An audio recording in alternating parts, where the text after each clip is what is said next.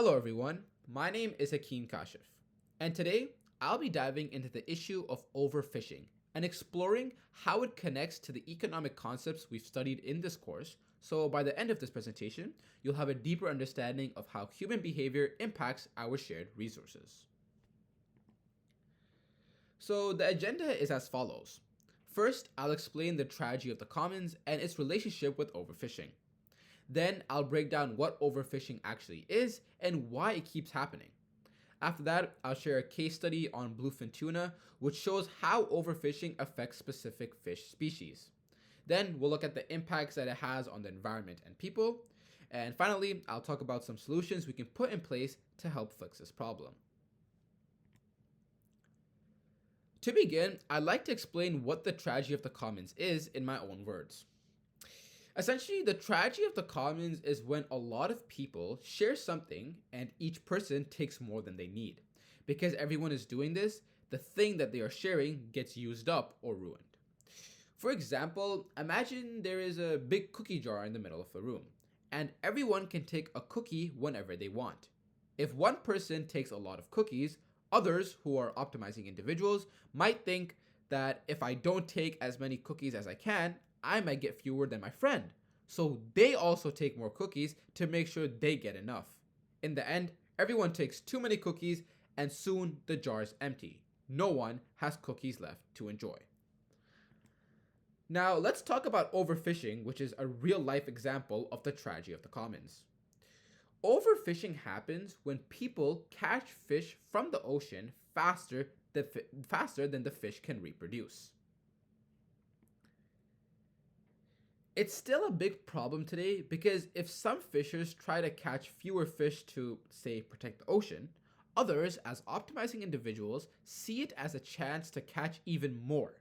Their dominant strategy is to take as many fish as they can to maximize short-term profits instead of waiting and risking someone else catching them first. In fact, according to the World Life Fund, over 3 billion rely on fish as their primary source of protein. This competition keeps the pressure on fish populations high, making it harder to protect them. This happens because there's no one person or country that owns the fish in the ocean, so it's hard to make sure everyone follows rules to protect the fish for the future. Just like with the cookie jar, when people act in their own best interest, it can end up hurting everyone. Furthermore, overfishing is driven by factors such as advanced fishing technologies, as it has significantly increased the efficiency of fish harvesting. Traditional techniques like small-scale net fishing have been replaced by more advanced methods such as the ones presented in front of you. Fishermen now use GPS technology to precisely locate fish, allowing them to catch large quantities in a short amount of time. This increased efficiency means more fish are caught in less time, which puts greater pressure on fish populations, making it harder for them to recover and maintain sustainable numbers. So, now that you know what overfishing is, you might be wondering how bad the problem has really gotten. Well, according to the Food and Agriculture Organization of the United Nations, the total fisheries and aquaculture production has significantly expanded in the past 7 decades, going from 29 million tons in 1950 to an all-time record of about 180 million tons in 2018, with an annual growth rate of 3%. Additionally, Japan, China, the US, Indonesia, Chinese Taipei, and South Korea have been named by the Pew Charitable Trust on the shame list of countries responsible for overfishing tuna in the Pacific, with the Pacific 6 accounting for over 80% of annual catches. Here's some more data regarding overfishing, which is expressed if the optimal value of 1 is exceeded on the y-axis, which ultimately leads to a decline in fish stocks over time. This is most prominent in places like Australia, the Indian Ocean, and the Pacific Ocean. According to Our World in Data, the top 5 countries that contributed to overfishing in 2021 were China, Indonesia, Peru, India, and the United States. While doing my research, I came across a case study by ocean2012.eu regarding overfishing bluefin tuna. Historically, EU fisheries ministers have set fishing limits exceeding scientific advice. In 2008, fishing limits were defined for the highly prized bluefin tuna. Scientists recommended a fishing limit of 10,000 tons to rebuild the increasingly depleted population.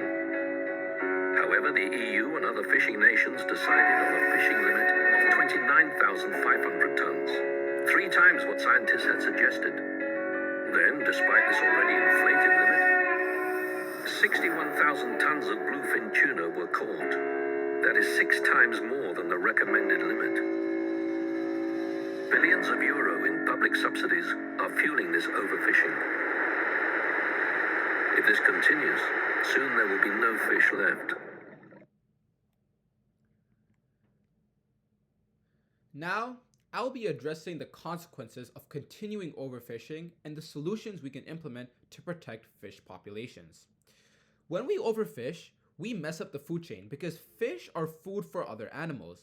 If we take out too many fish, it disrupts the balance and causes other species to struggle, which can lead to the collapse of entire ecosystems. This instability also affects the market, as fewer fish become available for fishing, leading to a scarcity and higher prices. Additionally, as fish populations shrink, it becomes harder to catch them, and the supply decreases. According to basic supply and demand, when supply drops and the demand stays the same or increases, the price of fish goes up. This makes seafood more expensive, which hurts people, especially those who rely on fish as an affordable source of protein. So overfishing doesn't just harm the environment, it also affects people financially. Moreover, future generations could face oceans with fewer fish and fewer resources.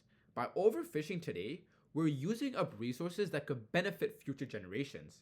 This is an example of negative externalities, where the cost of overfishing aren't only felt now, but are passed on to the future, leaving less for people down the line. One of the first steps we can take to tackle overfishing is to set strict catch limits. This is similar to supply and demand. If we keep catching fish faster than they can reproduce, we reduce the supply.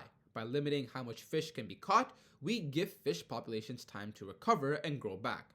This way, we avoid exhausting the resource and ensure that the fish remain available in the long run, creating a more sustainable and balanced market for everyone.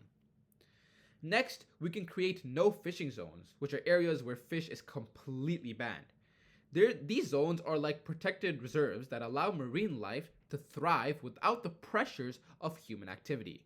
By preserving these areas, we can maintain biodiversity, which is essential for the overall health of the ocean ecosystem.